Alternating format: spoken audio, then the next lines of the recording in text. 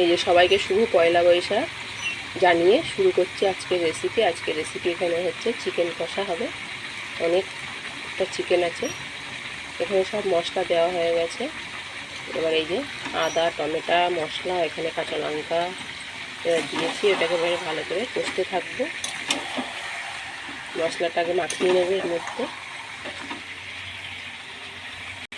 মাংসের পিসগুলো খুব বড় বড় আজকে চিকেনগুলো।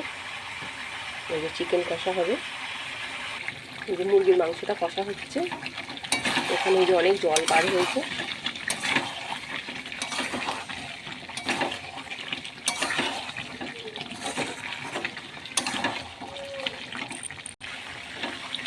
অনেকটা কষানো হয়ে গেছে।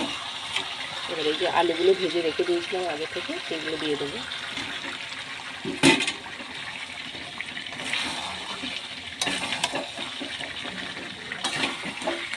আলুগুলো দিয়ে ভালো করে এবার কষে নেবো।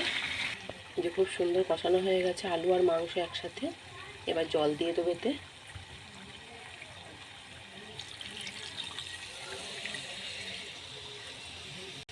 এই চিকেনটা একদম লাল লাল করেছি। এত সুন্দর খুব কষা হয়েছে, খুব সুন্দর কষা হয়েছে। অনেকটা মাংস আছে। এবার ভালো করে ফুটবে, ফুটে সিদ্ধ হবে। যে মুরগির মাংসটা হয়ে গেছে, যেখানে আলুগুলো সিদ্ধ হয়ে গেছে, মাংসটাও হয়ে গেছে। এবার এটাকে নামিয়ে ফেলবো।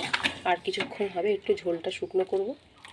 এই যে অনেকটা ঝোল আছে এখনও, ঝোলটা কিছুটা শুকনো করব দিয়ে এটাকে নামিয়ে ফেলবো। আর একটু হবে তার জন্য।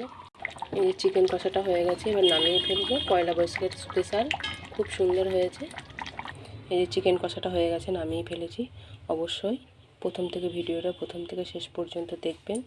কেমন হয়েছে অবশ্যই জানাবেন। ভালো লাগলে একটা লাইক করবেন, আশা করি ভালো লাগবে। পয়লা বৈশাখের স্পেশাল চিকেন কষা। আজকের রেসিপি এখানেই শেষ করছি। পরের দিন আবার একটা সুন্দর রেসিপি নিয়ে চলে আসবো।